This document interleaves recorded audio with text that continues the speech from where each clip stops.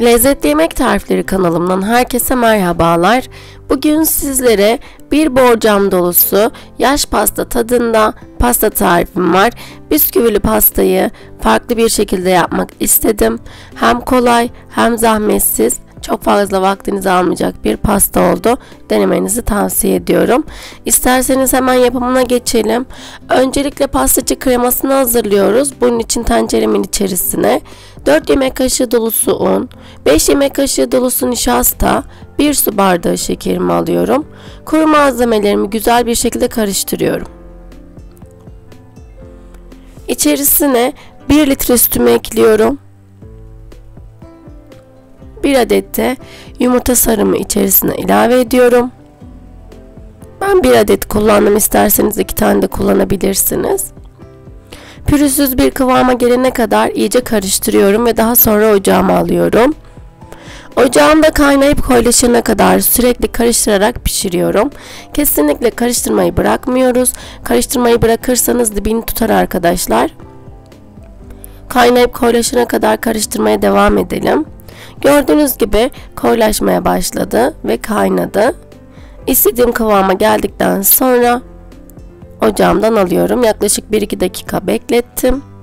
Ocağımdan aldım. Gördüğünüz gibi kremamın kıvamı bu şekilde. Üzerini kapatarak kremamı soğumaya bırakacağım. İyice soğuması gerekiyor.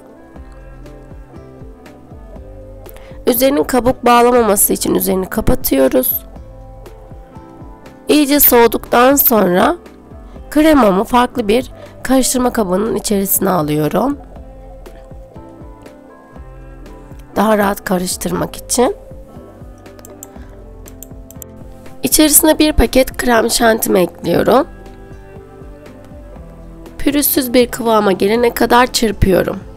Bu arada ne kadar çok çırparsanız kıvamı o kadar güzel olacaktır arkadaşlar. Yapması oldukça kolay. Çok fazla vaktinizi almayacak bir pasta kesinlikle yapmanızı tavsiye ediyorum. Eğer tarifimi beğenirseniz beğen butonuna basmayı ve yorum yapmayı da kesinlikle unutmayın arkadaşlar. Tarifimi sevdiklerinizle paylaşarak daha çok izlenmesine yardımcı olabilirsiniz. Kremamın kıvamı bu şekildeydi. İyice çırptım. Pürüzsüz bir kıvama geldi. İçerisine bir paket kakaolu bisküvilerimi elimle kırarak ekliyorum. Bir bisküviyi 4 eşit parçaya bölmüş gibi bir şey oldu arkadaşlar. 4'er parçaya böldükten sonra içerisine ekledim ve güzelce karıştırıyorum. Toplamda bir paket kakaolu bisküvi kullandım. Tabii ki farklı malzemeler kullanabilirsiniz içerisine. İçerisine meyve veya çikolata da ilave edebilirsiniz. Tamamen size kalmış. Ben sadece bisküviyle yapmak istedim.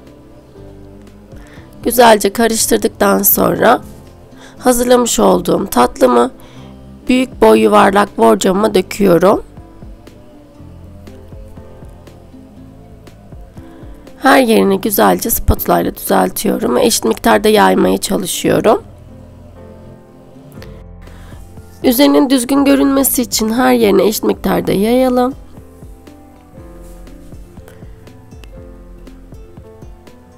Bu arada hala kanalıma abone değilseniz kanalıma abone olmayı unutmayın arkadaşlar.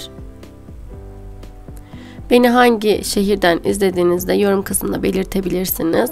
İstediğiniz özel bir tarif varsa yine aynı şekilde yorum kısmına belirtebilirsiniz arkadaşlar. Gördüğünüz gibi tatlımın ilk aşamasını hazırladım. Buzdolabıma koyuyorum ve buzdolabımda bir miktar dinlendiriyorum. Çikolata sosumu hazırlayana kadar dolabımda bekletiyorum. Çikolata sosu için tenceremin içerisine 2 yemek kaşığı dolusu nişasta, 2 yemek kaşığı kakao, 4-5 yemek kaşığı kadar da şekerimi alıp kuru malzemelerimi karıştırıyorum. Ben ev yapımı çikolata sosu kullanıyorum. İsterseniz hazırda kullanabilirsiniz. Tamamen size kalmış. Ama ev yapımı yapmanızı tavsiye ederim tabii ki. İçerisine 400 ml sütümü ekliyorum. Pürüzsüz bir kıvama gelene kadar karıştırıyorum ve ocağıma alıyorum. Ocağımda kaynayıp koyulaşana kadar sürekli karıştırarak pişiriyorum. Yine aynı şekilde kesinlikle karıştırmayı bırakmıyoruz. Kaynayıp koyulaşana kadar sürekli karıştırıyoruz arkadaşlar.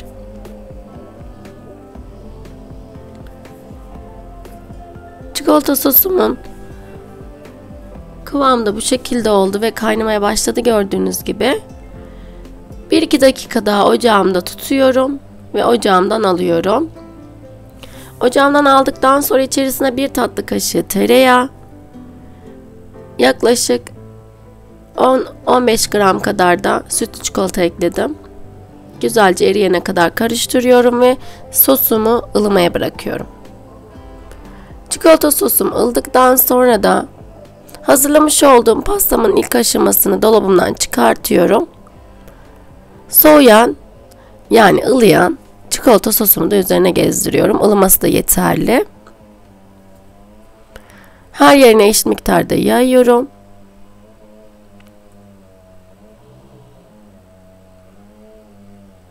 Üzerinin düzgün olmasına dikkat edelim.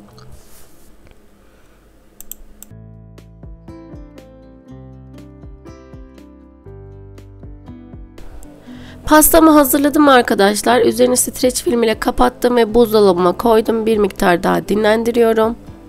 İsterseniz bu aşamadan sonra dinlendirmenize de gerek yok. Direkt süsleyip servis edebilirsiniz.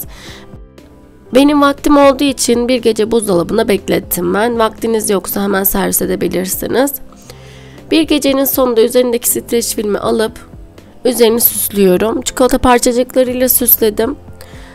Ben bu şekilde tercih ettim. İsterseniz farklı şekillerde süsleyebilirsiniz. Süsledikten sonra da dilimleme aşamasına geçiyorum. Yuvarlak borcam olduğu için bu şekilde dilimlemeyi tercih ettim. Bu şekilde dilimlediğinizde dilimleriniz daha güzel olacaktır. Ve her dilimlediğinizde lütfen bıçağınızı bir peçeteyle silin arkadaşlar. Çünkü arasındaki malzemeler birbirine karışıyor ve hoş bir görüntü çıkmıyor ortaya. O yüzden peçeteyle silmenizi tavsiye ederim. Şimdi sizlere bir dilim alıp iç kısmının görüntüsünü göstermek istiyorum. Görüntüsü de bu şekilde. Kıvamına da birlikte bakalım. Yumuşacık bir kıvamı var. Oldukça lezzetli bir pasta oldu. Sanki bisküvili pasta yiyormuşsunuz gibi. Ama daha pratik, bisküvili pastadan daha pratik bir tatlı, daha pratik bir pasta oldu. Kesinlikle denemenizi tavsiye ediyorum. Yapıp deneyen herkese şimdiden afiyet olsun. Yeni videolarımdan ve yeni tariflerimden ilk siz haberdar olmak istiyorsanız YouTube kanalıma abone olup zil sesini açmayı unutmayın. Yeni videolarda ve yeni tariflerde görüşmek üzere arkadaşlar. Hoşça kalın.